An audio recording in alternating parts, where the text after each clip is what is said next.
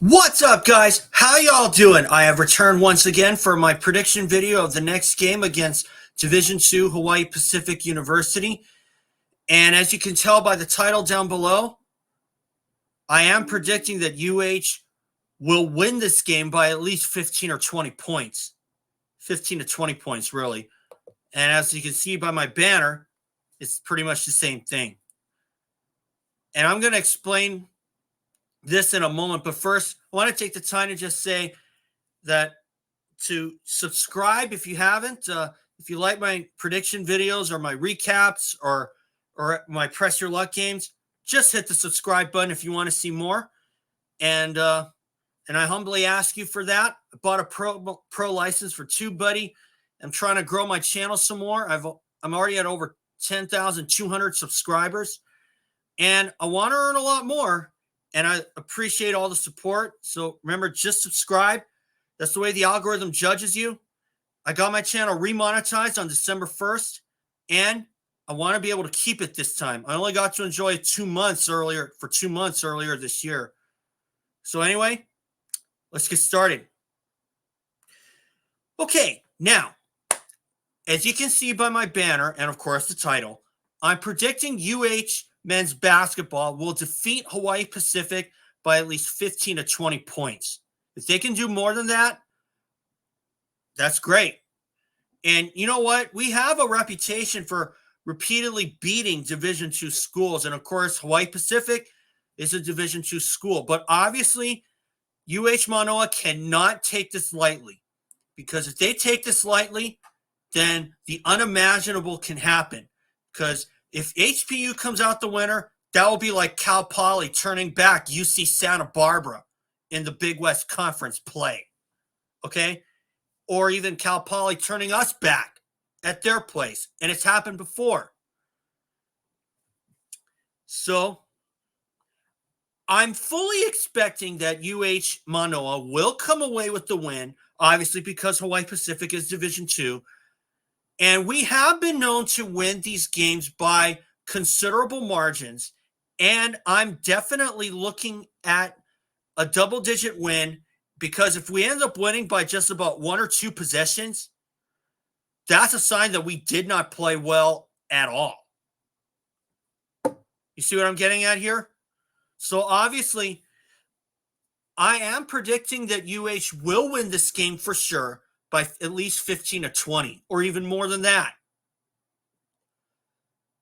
And we have had our fair share of good wins, but I believe the last good win that we had against a Division II school was probably a couple seasons back, where we beat UH Hilo by 30.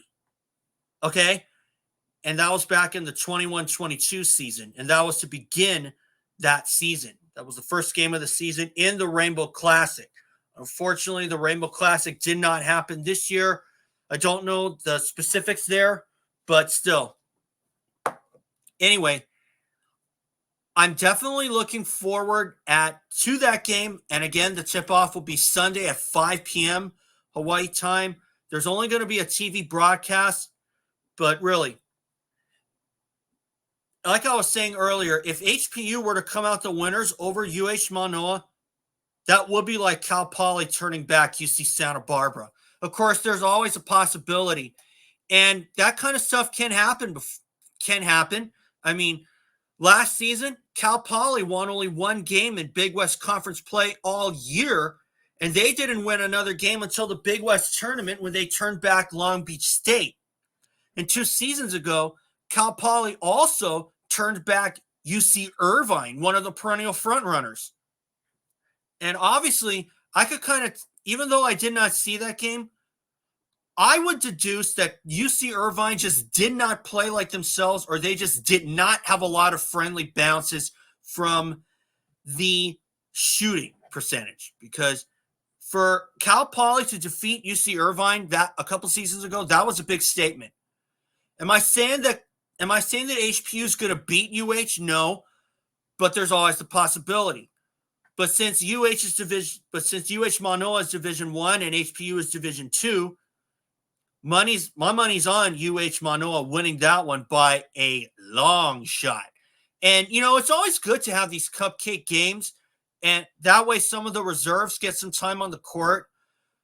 Of course, against Central Arkansas, some of the walk-ons got time on the court, like Matias Vedozarevic.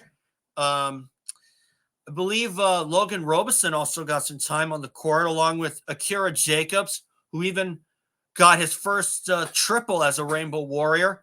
And, of course, Ryan Rapp. Or actually, I take that back. Robeson didn't play. It was more Sick who got some time on the court as garbage time. But Moore, I think, just kind of didn't have that great a game. I'm looking for him to bounce back. I'm looking for Bernardo da Silva to continue his good fortunes. He is taking some steps forward in his free throw shooting. I did ask him about that. And he thinks he's getting better at that. But obviously, UH has to really go back to the basics and hit the ground running like they did against Central Arkansas. And like what they did, unlike the second half at Utah, where they started out pretty slow and Utah just ran away. But props to Utah because they are just a better squad. I mean, you can't blame lack of preparation on UH's behalf. Utah was just more fast-paced. I mean, they took down St. Mary's not too long ago. And what I saw from Central Arkansas for a 1-8 squad, now 1-9, that looked like they look like they have a potential of being a 7-0 squad. So that was a good test for the University of Hawaii. So don't let the record fool you. Central Arkansas, they got some high-powered talent on their schedule. They even fell to 4 at Vanderbilt. So for a team like Central Arkansas in the ASUN Conference to fall to a team like Vanderbilt by that little bit is a big statement. That's proof that they got talent. And they got some damn good shooters like Johannes Kiersapu and Tucker Anderson. And those two guys were major pains in the butt when they came here last Sunday. Now, I will say, though, they have quite a bit of talent on their squad, as I said earlier. But still, for UH to come out and play bad, no, they'd have to win the lottery. HPU I'm talking about. But you know what? I fully expect UH to come out and hit the ground running and enjoy themselves and enjoy the moment. I mean, yeah, you want these cupcake games, but as I said before, the real season begins December 30th against Cal State Fullerton. And don't take Cal State, and we better not take Cal State Fullerton lightly, because they actually defeated Stanton College, I believe that's what it's called. Cal State Fullerton won that game by 50 points, 102-52. Now, I'm not sure if Stanton, if they're Division II also, or they just had a really lousy shooting night. But still, for Fullerton to win by 50 points, we're going to have our hands full. But you know what? Considering we got a senior backcourt in Justin McCoy, JoVon McClanahan, and Noel Coleman, to name a few, we've got a shot. I mean, but again, all that kind of stuff, while it is notable, in a way, it's also all that stuff can kind of be thrown out of the ballpark when they face off against them. Now, you're definitely not going to pick Cal State Fullerton to win by 50 over UH, or even perhaps Cal State Fullerton winning by 50 over Duke or even North Carolina. Okay? So for a team like Fullerton to win by 50 points over those particular teams, no. You'd have to be shooting the lights out against them, and those other teams would have to play really, really crappy. That's the thing. So anyway, as far as next Sunday night is concerned, I am fully expecting UH to win this one. I do not expect HPU to back down because they got some good players as well. And they also have, as their head coach, is a former is a former UH coach alum, Jesse Nakanishi, and he's the head coach at HPU, the Sharks.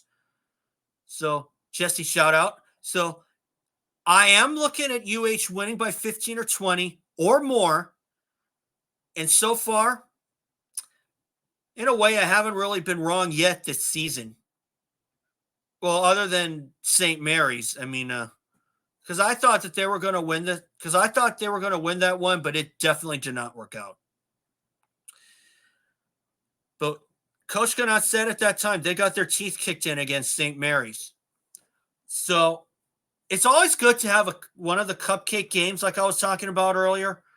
And I fully expect UH to win this one going away. The only thing I don't know is if the reserves are going to come in so soon. Because I can remember one game, I believe it was 5 or 6 years ago, where some of the reserves came in before the first half was even over. So there's always that possibility. So I guess we'll see what happens. So you will see some shots from that game. You will see some more shots from the last game against Central Arkansas, and maybe even some from Northern Arizona. I haven't decided yet, but I do still have all the shots on my phone that I took at that time. Of course, got a media pass. My media credential came in, and of course, after HPU is a game against Nevada, and Nevada is part of the Diamond Head Classic. So I will make a prediction video for Nevada, and we'll see what happens then. So anyway, guys, thanks for watching. And remember, subscribe. That's how the algorithm judges you. And I want to be able to keep my monetization status this time. So the only way I'm going to do that is if you guys subscribe. So anyway, guys, thanks for watching. You will see some shots from that game against HPU like I was talking about. And some more from the last game against Central Arkansas as the week goes on. So thanks, guys. Subscribe. Catch y'all later.